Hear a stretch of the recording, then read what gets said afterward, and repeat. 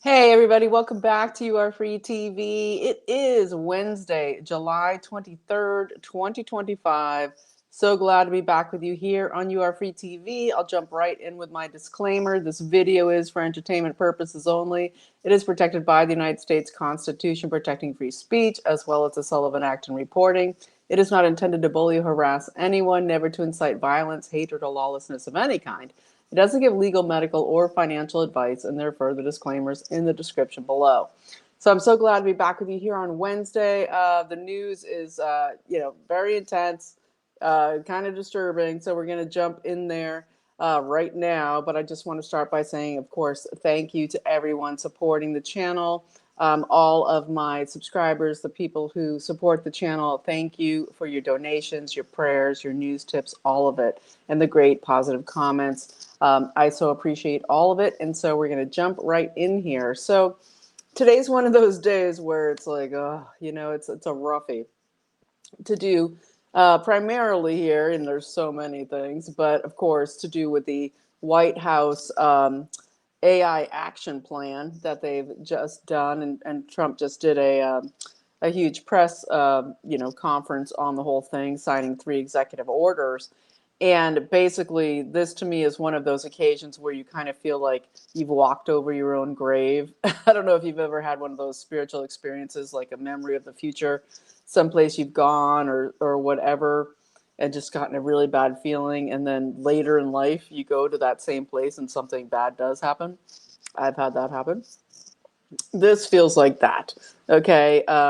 We know that the USA does have to deal with the world's this AI breakout that's coming, and that the USA does have to be dominant in it to not be overrun by totalitarianism, the CCP, all of it, the World Economic Forum, and their demands. And so Trump is getting ahead of that with massive amounts of trillions of dollars going in to create basically, a huge AI B system here in the USA. And so today he came out with America's AI action plan in DC. I'm going to talk about that now. But there's also a lot of really amazing things that have happened. And one I'll just put out there real quick, which is that RFK Jr. from HHS yesterday put out an incredible report, and I will link it below, of how HHS is going to revamp the entire U.S. organ transplant system and guidelines and the way it's going in hospitals. He basically said that in their reports, they have uncovered a basic organ trafficking situation here in the USA. It's not news to any of us, but basically where hospitals that have contracts with organ transplant hospitals have had a grave disregard for the sanctity of human life, and basically this situation of basically people showing signs of life, showing possibility of recovery, being targeted for organ harvesting to sell their organs to transplant hospitals. And it's interesting, people I've talked to who are close in that industry, they say, hey, they love the motorcycle accidents, they love the drug overdoses because they can declare a sort of brain dead situation and then just take the organs. Multiple states, I think Texas is one. I think there's other states where they've already opted out where when you get your driver's license, if it used to be just, hey, you want to be an organ donor and you select yes or no. Now it's just the law in so many states where it's, no, you are an organ donor unless you specifically request it to be put on there that you are not an organ donor. So important there, especially with real ID, digital ID, everything coming. So RFK Jr. pointing this out and saying that they are going to revamp this whole system and end this practice of predatory organ harvesting in the USA is a great thing. It's amazing. It's depressing that it's happening, but it's happening, and it's been happening for decades. And so great to have HHS go ahead and confront that. And, I think there's AI involved even in that going forward. So that's for a later video. But let's dive in here And I will be talking about so much else besides the America's AI action plan as outlined by Trump. Not really. He didn't really outline it. He just came out and basically said, we're going to steal all your intellectual property. And that's just the way it is. It's what we need to do here in the USA for to become AI dominant in the world. And, it is kind of a, it's conjuring up, it's creating the beast system here in the USA. And it's very disturbing, but we will break it down here a little bit. He signed 3 executive orders, and I will link the America's AI Action Plan below so you can read for yourself. And this has the first one, the first executive order. Well, actually, I'm going to start with number 3, because number 3 is an executive order saying that AI models developed in the United States will be ideologically neutral, meaning no woke, no none of the DEI stuff, none of the woke stuff we've seen in all of the algorithms, etc., will be allowed in the creation of AI models and machine learning, etc. And that's kind of impossible, really, because of the companies involved here. When we're looking at OpenAI, we're looking at XAI, Anthropic, others. That it's almost in Google, of course, it's impossible really to have them totally be ideologically neutral. Okay, in the programmers putting all of our stolen information, which Trump basically said today, they're just going to steal all your intellectual property, everything online, every your artistry, your poetry, your novels, your videos, your everything you have. He just said we can't have we can't have them having to work out thousands and thousands of contracts, try hundreds of millions of contracts to compensate people for their intellectual property. That would be crazy. So they get to steal everything from you and feed it into the AI. And so we're supposed to be all psyched that it's not going to be woke. And to me, that executive order was just to give to the masses, don't worry, it won't be woke AI. Okay. What should be the first filter and the first barrier for AI to go through, especially with executive order number 2, which is to export American AI models across the world to dominate the world's use of AI, is that the first barrier and guideline of AI when it's processing anything should be the U.S. Constitution and the U.S. Our Bill of Rights, the Declaration of the Bill of Rights, which Trump has now hanging in the Oval Office for the first time in decades and decades. And yet, he just basically blatantly said today in his discussion there at the White House that no, your Declaration of Rights doesn't matter because your own private property is now not yours. It is to go into the AI that's going to feed it to create their model system, and so I guess that what I just said, that wouldn't pass the first test, right? And so that's very disturbing, very disturbing. And so yes, the second executive order was to promote export abroad of American AI models for USA to dominate AI usage across the world based on USA model. And of course, this is all Silicon Valley's AI, okay? And Trump praised Silicon Valley up and down and around the place. Just the geniuses. Trump even said we shouldn't call it artificial intelligence. We should call it genius intelligence. I mean, full bore crazy town Trump using his rhetoric and verbose language, wanting to call artificial intelligence genius intelligence. And that that it won't be genius once it becomes artificial super intelligence and just totally becomes cyber Satan and literally the beast system antichrist.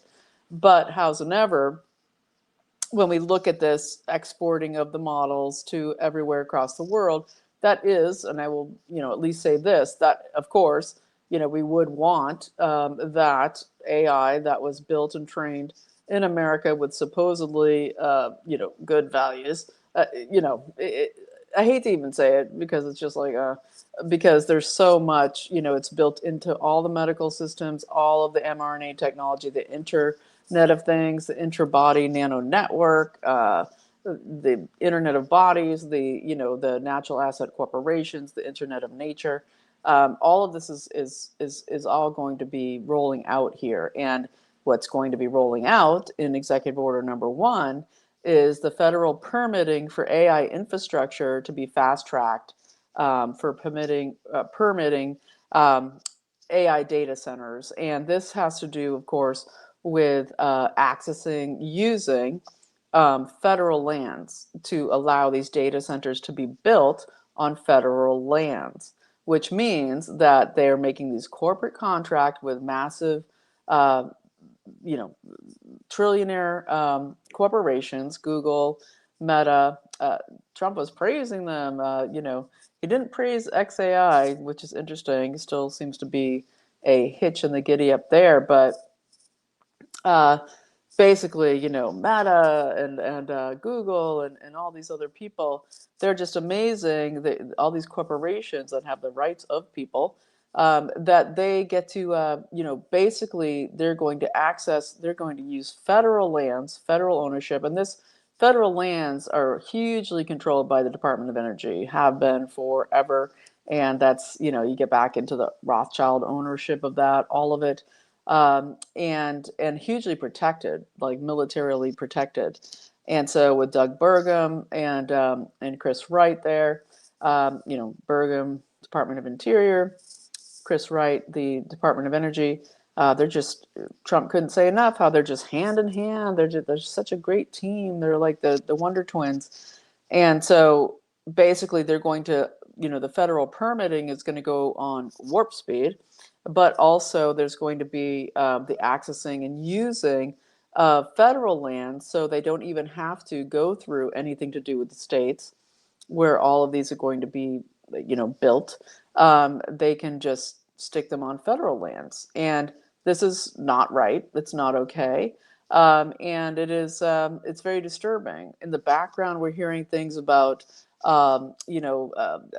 universal basic income being whispered, all this kind of stuff, instead of big fat checks for using all of our natural resources to build these corporations where you get a corptocracy that will lead to a digital, not just a digital surveillance and medical tyranny system, but also a digital currency system that was just came out with the Genius Act. Because with the Genius Act, when it says, the Anti-CBDC Surveillance Act and all of this, and as Trump just shot down again, basically, yes, we fought so hard to get the AI moratorium out of the big beautiful bill. They're sticking it in the NDAA, but Trump just basically, in executive order, just made it so already again, where they're going to be allowed to steal everything of intellectual property. And so it's just very disturbing. I'm very disturbed, very disappointed, and well, disappointed is just like it's like no, just a big giant no, and yet here we are. And so when we look at this federal permitting for AI infrastructure, fast tracking for data centers, Trump is always going on, oh, energy, energy, energy. We're going to have so much energy. We'll be, we have the most energy in the world and all of this.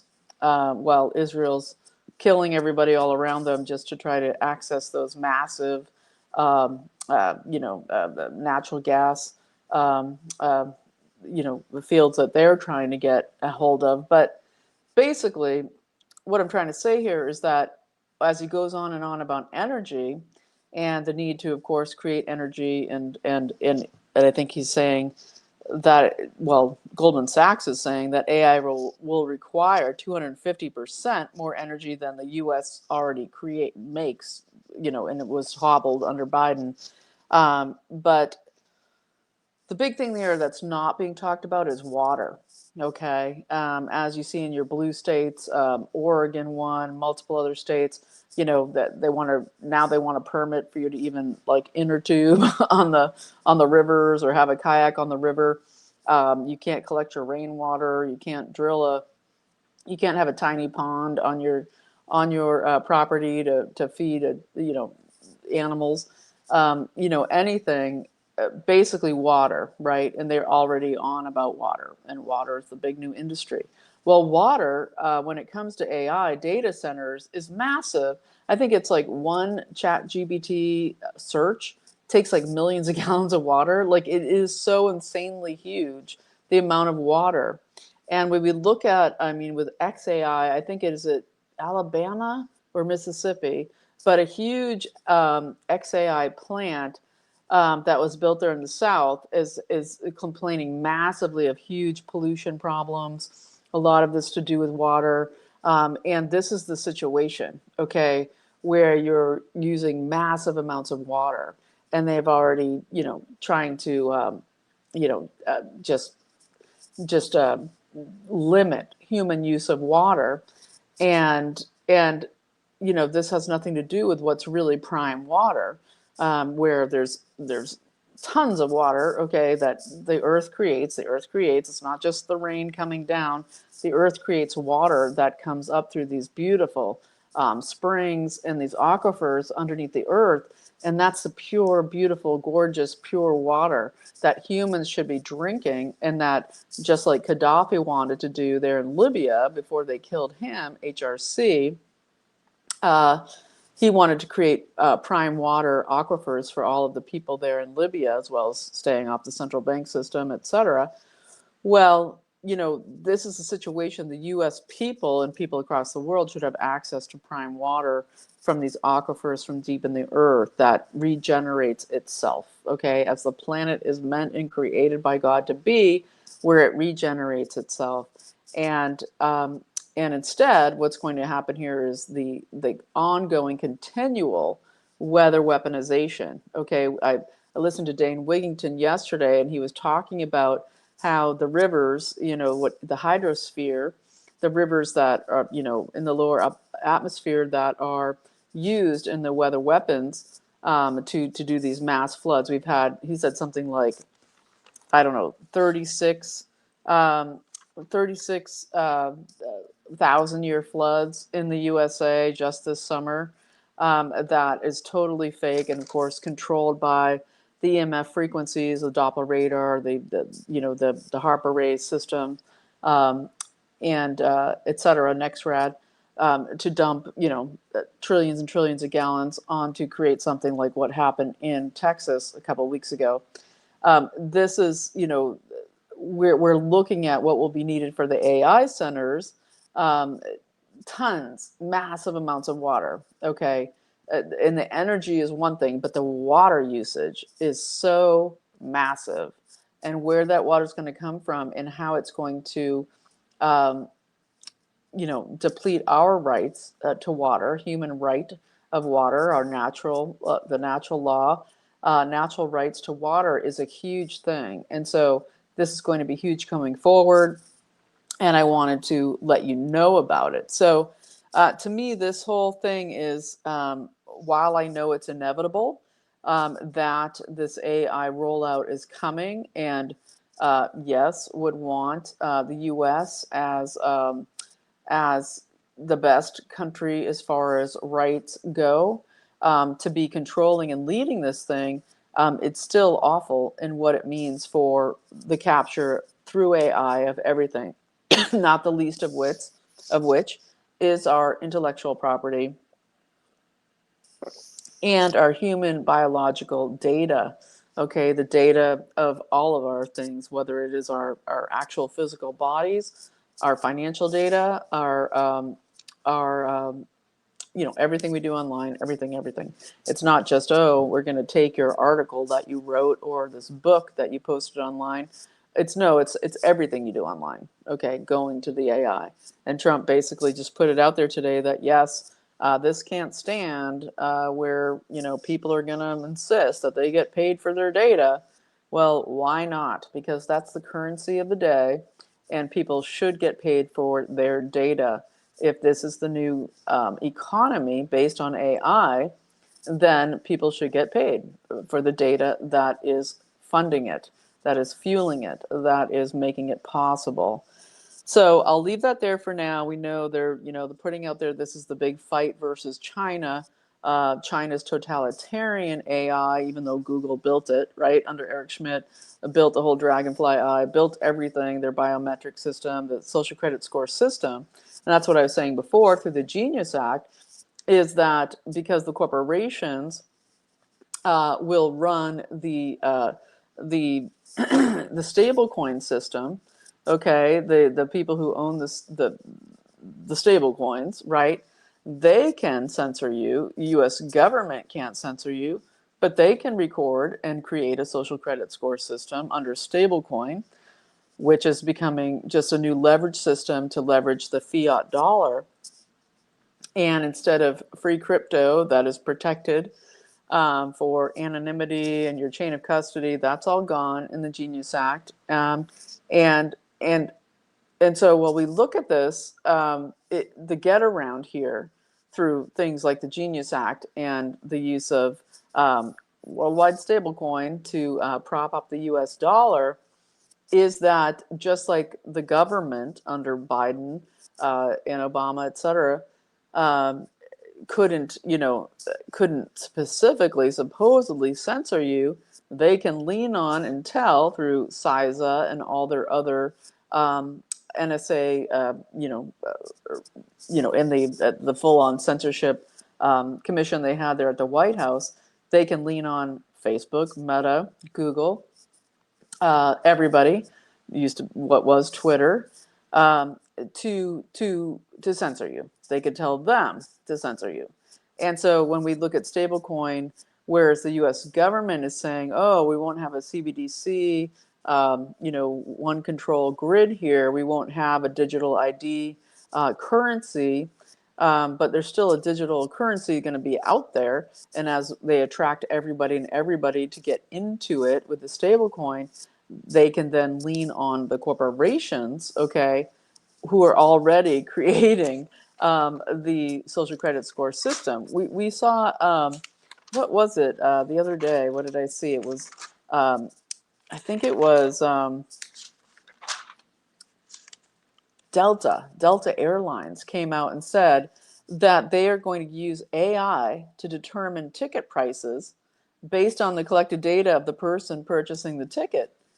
Okay, so that's it right there in a nutshell. Okay, so they'll use AI to go in and they're just paying to to tranche all your data, to show who you are when you're going in and trying to buy a ticket, and they will base your prices on who you are, meaning how much you make, etc., to how they establish your ticket prices for airlines at Delta.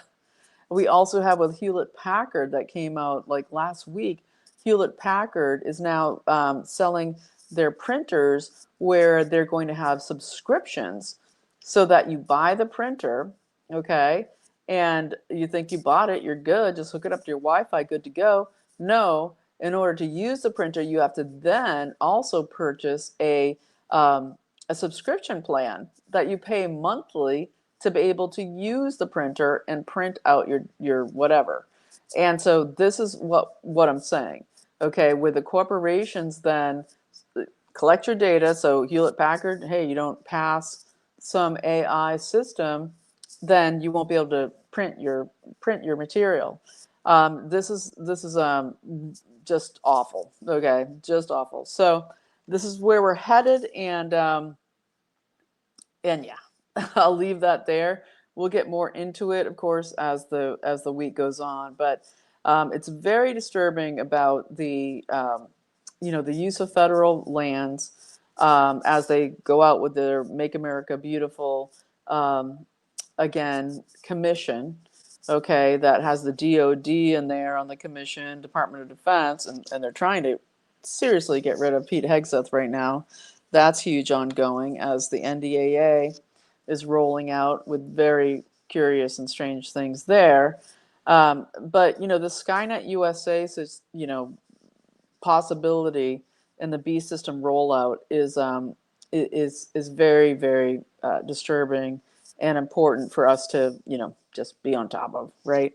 Definitely a walking over our grave situation here for the cyber Satan and the Antichrist. So I will jump into this Pete Hegseth thing for a minute. There's a total witch hunt out against getting him off as SecDef, Secretary of Defense, and he has basically been pushing um, to redirect the military-industrial complex, the neocons, and they're really just globalist cons at this point. There's no left or right there. To basically, to say we have to pivot towards China, we have to stop funding all this NATO stuff, and Trump gloriously said today that he was, NATO's going to pay 100% for those weapons that they're going to distribute to Ukraine. Okay, I mean it's just like I feel like I'm in a altered universe where all of a sudden Trump's full AI, full mark of the beast and full let's give weapons to Ukraine to bomb Russia. It's very disturbing. But Pete Hegseth has been thwarting that. He was the one who held back sending weapons to Ukraine, and he has been trying hugely to pivot, which was the initial cause here, initial situation. Him and Parnell, his assistant secretary of defense, and Colby, to pivot away towards a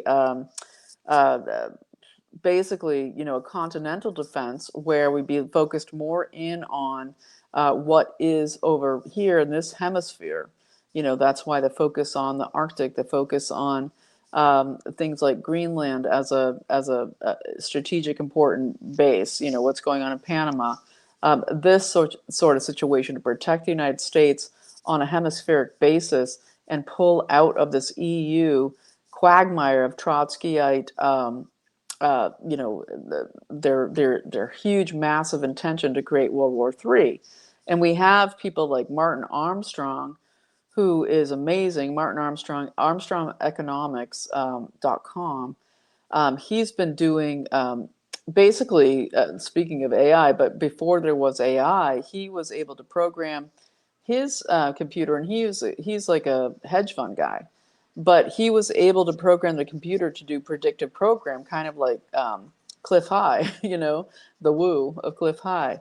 But he was doing it as a hedge fund guy, and he was able to predict multiple crises, wars, global catastrophes, all this stuff. And he has been coming out trying to warn everybody up and down that everything he's seeing in his computer modeling to do with his hedge fund predictions, and he's been huge involved in everything like to do with the fall of the Soviet Union, just everything from way back. Okay. And he's saying, everything I'm seeing points towards nuclear war. Okay, it doesn't end, it doesn't shift. All of the prediction programming here with the computer is nuclear war. He said it might be tactical nukes, it might be whatever, but he said, if this thing doesn't end with Trump pulling out of NATO and pulling out of this support of NATO's and this Trotskyite cabal's situation to create World War III, it's going to happen. It's happening. And he said he hasn't seen a model that he has been programming that doesn't come out with this same situation of nuclear war and World War III. So just saying there. And Pete Hegseth has been fighting against that, trying to pull the USA, which had been supposedly Trump's, what he was going to do, pull us out of Ukraine, pull us out of NATO domination of everything, and the attack on Russia, who is still, again, with their massive army going in there outside of Kursk and pushing forward here. Well, we're seeing that in the EU, they're talking about having 250,000 troops out of NATO, okay, go to Ukraine, and it's just ridiculous, and nobody cares. Like, nobody over here in the USA, I'm just saying, should care about what's going on in Ukraine with Russia. To me, obviously, they created, and this comes out with Tulsi Gabbard with her amazing, again, reveals today on the treasonous conspiracy of Barack Obama and the heads of intelligence with Crossfire Hurricane and what happened with the presidency in 2016 of Trump to turn the American people against Russia anew. Okay, just a new, Russia is evil scenario that they ginned up and were able to then control Trump's ability to effectively communicate with Russia, and of course, then roll out, as they had already done, the Ukraine coup, and roll out what then became the war. And then in Biden's stolen presidency of 2020, this is why Gabbard's incredible, expose on the direction of the creation of the false reports by Barack Obama, uh, executed by Brennan, Clapper, and Comey, who should be arrested immediately for their treasonous activity. Like it's even Anna Paulina Luna came out and said they should be arrested immediately. She cited, I think it's code 1001 under section 3, where basically she said she's calling um, for their intelligence community assessment lies, that basically that they violated that code and should be arrested. That's a violation of falsifying documents. That is it falls under sedition, and it doesn't have to do with statute of limitations. This is a military style situation that's representative of Anna Paulina Luna. But before I go too far on what's going on there with Gabbard, Pete Hegseth, they're attacking him with another one of these anonymous letters like they did with Trump's Epstein thing last week. And of course, we did have the Rosenberg down there in Florida deny the release, the declassifying or the release of Epstein's documents from Florida. I'll get into that in a second. She's a real a real deep stater, definitely straight up connected with SCOTUS, with Chief Justice Roberts. We'll get into Rosenberg in a moment, but with Pete Hegseth, they're trying to get him on some more salacious material, not producing a letter saying, "Oh, we have huge concerns," putting this out through the Daily Mail, etc., and going after him hugely. While in the NDAA that they're passing, trying to pass now the House is gone. The House of Representatives is leaving the building tomorrow. Won't be back until after Labor Day. So anything good that they could possibly do won't be happening while the Senate is staying in, supposedly to confirm Trump's picks, right? His nominees.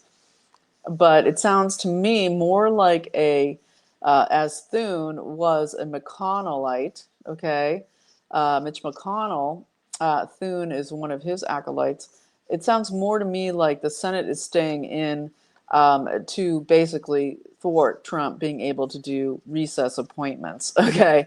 Because they're slow walking everything. They've had all this time. There's over 100 plus, 120 plus nominees that they have not confirmed. And McConnell, what did he do during Trump's first term? Is he refused to ever take a recess. Doesn't mean they did anything, okay, during that time. And we'll see if the Senate does anything here under Thune. They're not taking a recess. Trump said, I asked them not to recess, etc. But if they did recess, and this is what Senator Ron Johnson out of Arizona, now running for governor, I think, he's basically saying, how about we take the recess so you can actually do your recess appointments and then get people in there for a year to get to execute your, everything you need to do. All these judges, these U.S. attorneys, hugely important to do with the lawfare and everything else. And it's why we want a guy like Nate Morris, who's running to take up Mitch McConnell's seat against other McConnell acolytes. Let's hope that Nate Morris gets in there to take out the garbage. He's like a garbage guy. He created a garbage industry there out of Kentucky, and he was the one that actually, it's from him I learned, from Nate Morris, that it is Bill Gates that owns the most stocks and interests in garbage in the USA. Isn't that interesting? Very interesting. Okay. So anyway, with Hegseth, back to the NDAA, one of the reasons here they're trying to get rid of him in this RENPAC, um, military exercises that has to do with the Navy, and the biggest most important thing, because our Navy is being hugely um, just ignored. Okay, well, we need tons and tons and tons more ships, and it's very slow going. And there's still this focus on the Army when we need Air Force and Navy equipment and ships, etc. Well, the NDAA in this RENPAC exercises, they want to these operations. Okay, they in an 18-9 vote, and they are allowing. Okay, and this is I'll link it below, but it is basically where they want to allow the CCP to participate in these exercises that are literally the USA's exercises of the Navy in the Pacific to be able to combat China, okay, combat the CCP and their massive naval force. This is insane. So this has to do with Japan, South Korea, Philippines, all of whom, Japan and Philippines, all of whom Trump has met with recently, and the the passing of the trade agreement with Japan, etc. And this all has to do with the defense of Taiwan. And so, very interesting that they're going after real heavy on Hegseth now, who is trying to fight, trying to have the U.S. pivot towards the reality that our number one threat navally is China. And of course, you could throw Russia in there, but Russia continues to be consistently and constantly stayed in their response to all attacks against them. Okay, besides what they're doing in Ukraine. And yeah, okay. So I'm going to just mention here as well with Alina Habba in New Jersey. I mentioned this in my last video, where they were the district court judges under Hakeem Jeffries' direction ousted. They got away with ousting Alina Habba, who was a Trump attorney, very effective, very smart, outspoken, incredible attorney. She was in as the interim U.S. attorney in New Jersey. And so Hakeem Jeffries, because she had built a case against the New Jersey representative who went on that ICE protest that she ended up getting in a scuffle with ICE, where she put charges against her. Well, Hakeem Jeffries went after her and basically said, we're going to oust you. And the 17 district judges actually did oust her. And you had Pam Bondi come in, and this is very interesting. She came in and said, no, you've done it too early. She still had like 4 or 5 days. I think her term would end on Friday with a 120-day interim that you get as an interim U.S. attorney. And basically, they were going to put in their first assistant, this woman who's a stooge for the Democrats, the first assistant to the U.S. attorney, who was a career bureaucrat there. And so what Pam Bondi has come in is she's firing that woman, the first assistant, and she's going to put Alina Habba in as the first assistant, and then will become the U.S. attorney nominee to basically wait for her confirmation. So very interesting there. We'd like to see more of that from Bondi, plus, of course, much more. And when we look at what's going on with Tulsi Gabbard, who is pushing hard on the release of the Clinton emails, the Hillary Clinton emails, showing everything to do with her health concerns, with her huge tranquilizer use, how she has all these heart problems, diabetes, all this stuff, and putting that out there is great, but and just coming out with more documents to show how everything ordered for Crossfire Hurricane came out of Barack Obama, and very well done. People like John Solomon are saying, hey, this is a RICO case because it has a conspiracy across agencies. This is it's classic RICO, and that there should be a federal strike force that should come out to basically go against these people. They should be pursued the same as a drug cartel or a mafia in this conspiracy of treason and seditious overthrow of the government. And so, and it plays, all through 2016 to 2024, how this went from one year to the next, whether it is the impeachments, that this coup was a floating coup attempt that has gone really till through the end of the last election. And so that would be fantastic. And Gabbard's fighting hard. She's out there. She keeps releasing more documents, and this is a great thing. Okay, to uncover treason and sedition by Obama et al. And to push for their prosecution. In the White House briefing today, she basically said that the House Intelligence Committee Oversight Report showed that the intelligence community assessment was a full lie, that Brennan overruled senior CIA officers and published bogus assessments of Putin meddling in the 2016 election, and that that Russia had no bias of Trump or Hillary, that Brennan knew the Steele dossier was fabricated, made up for Oppo research, paid for, Fusion GPS, Hillary Clinton's campaign. And she basically says the implications of this are far-reaching for our democratic republic. The findings show an ongoing coup that lasted for 4 years during President Trump's first term, and that she's, of course, done criminal referrals to the DOJ. And we'll see what comes of that because, of course, then we're hit with the DOJ. And so I'm going to scooch over from there to Robin Rosenberg and denying the release of the unsealing of the Epstein documents from Florida. And Robin Rosenberg, she's a Jewish judge from Florida, from the Palm Beach area. And she's a Barack Obama appointee, and she's strangely used to be a vice president at Slim Fast, as well as their chief counsel, Slim Fast Foods, like the diet drinks or whatever. And interestingly, in April of this year, she was appointed by SCOTUS John Roberts, Chief Justice, as the director of the Federal Judicial Center.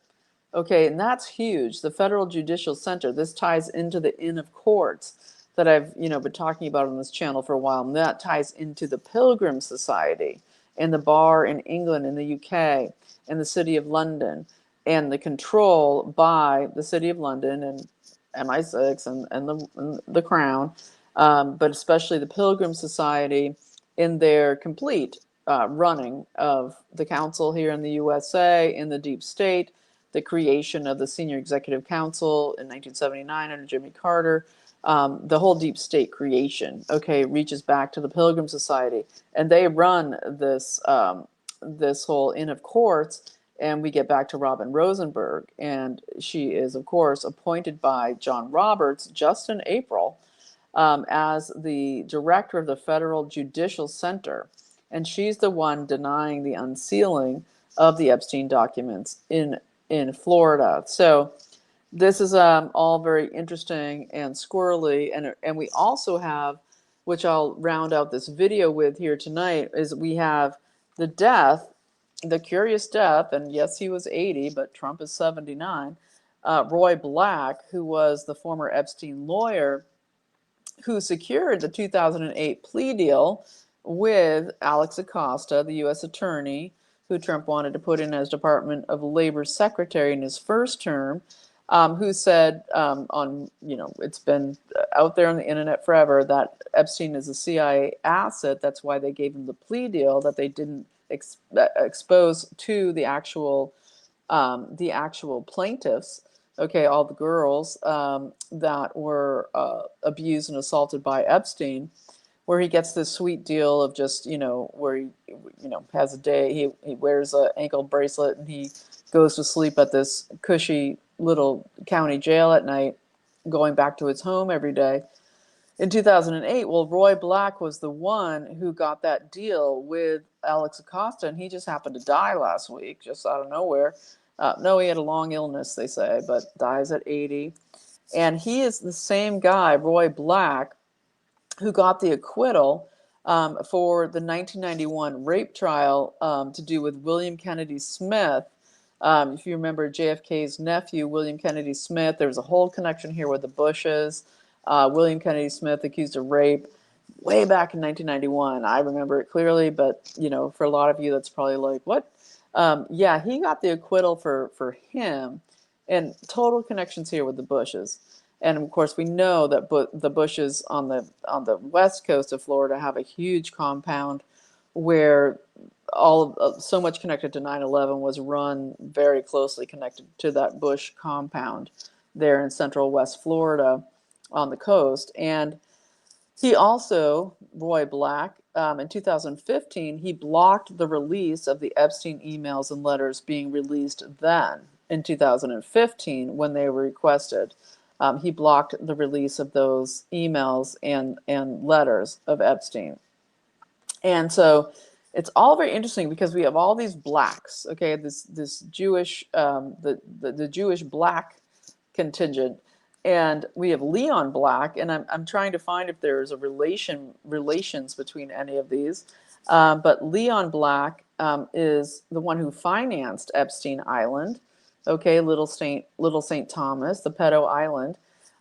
Leon Black gave, through massive money laundering that's come out, $170 million to Epstein and the funding of the island and the ongoing things that were going on there.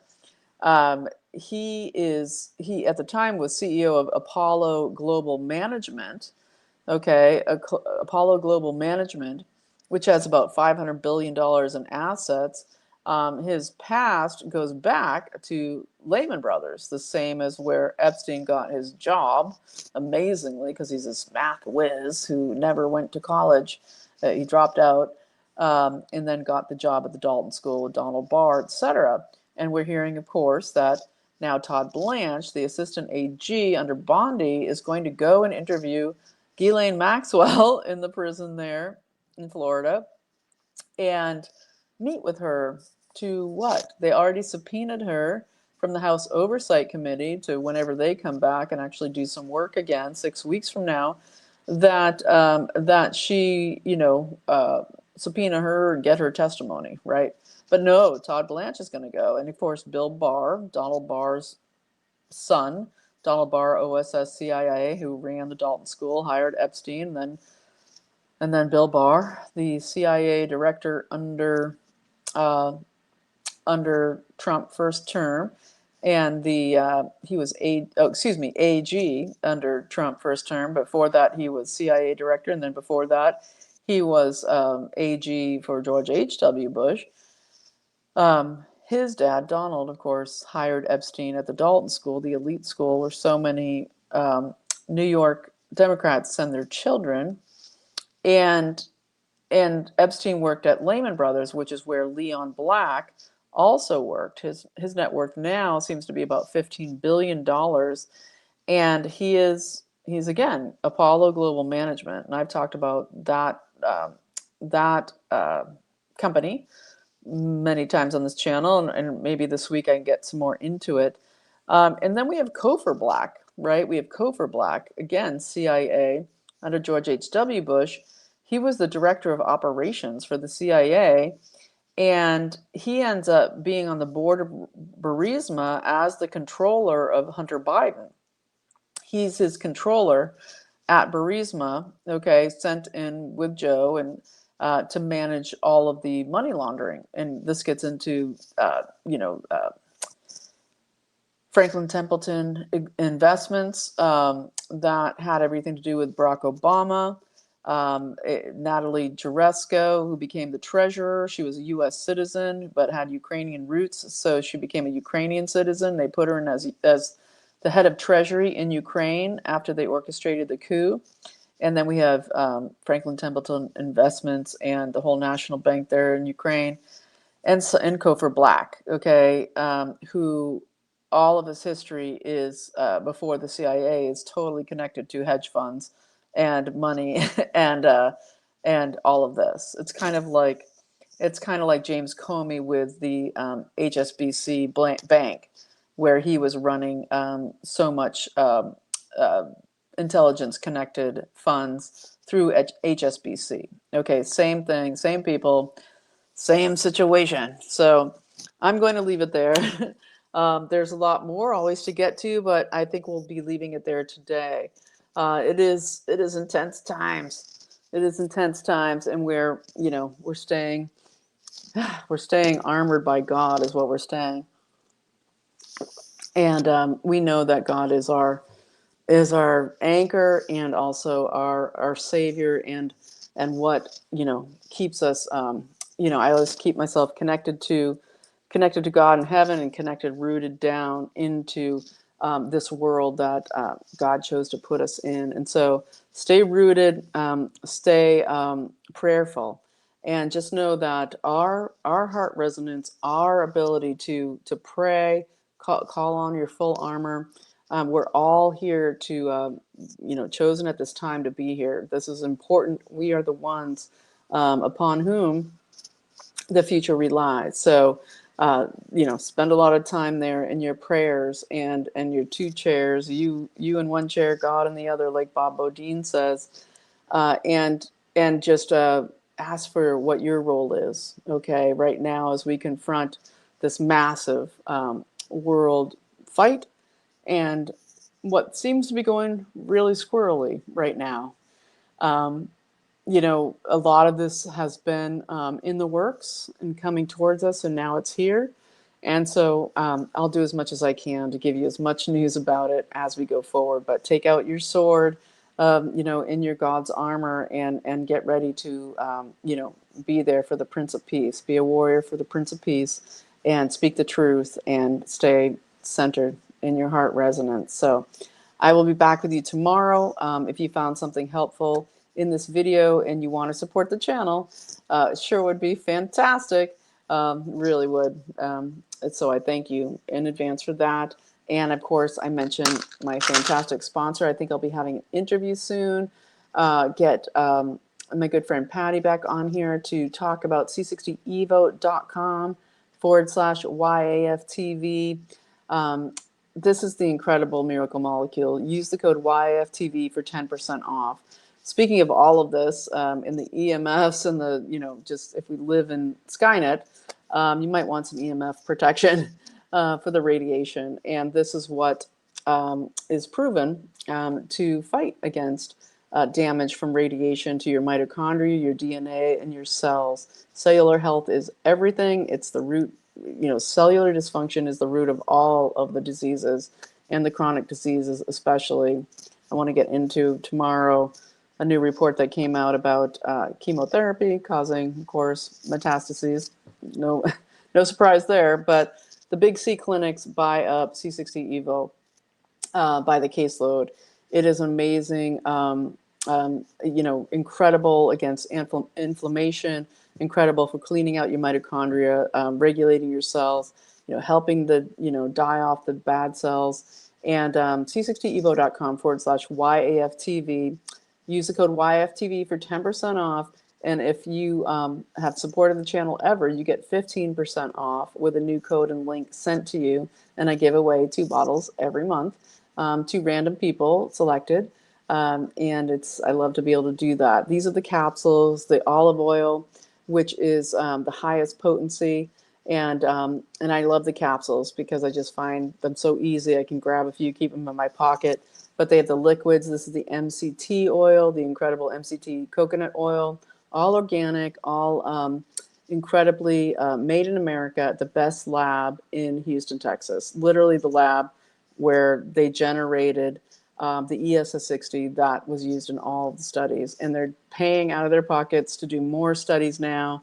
And there's going to be a lot more cool news coming out that hopefully with HHS Secretary RFK Jr., we'll be able to get carbon-60, ESS60, purest form, out to more people with less regulation. If you're going to deregulate everything for AI, Trump, how about you deregulate our natural health industry and let people heal people, okay? Instead of creating the framework for mRNA, Internet of Bodies, and intra-body nano network. So thanks so much for watching. You are free. Keep your spirits up. Keep your focus, keen, and know that God is with you. I will see you tomorrow. You are free.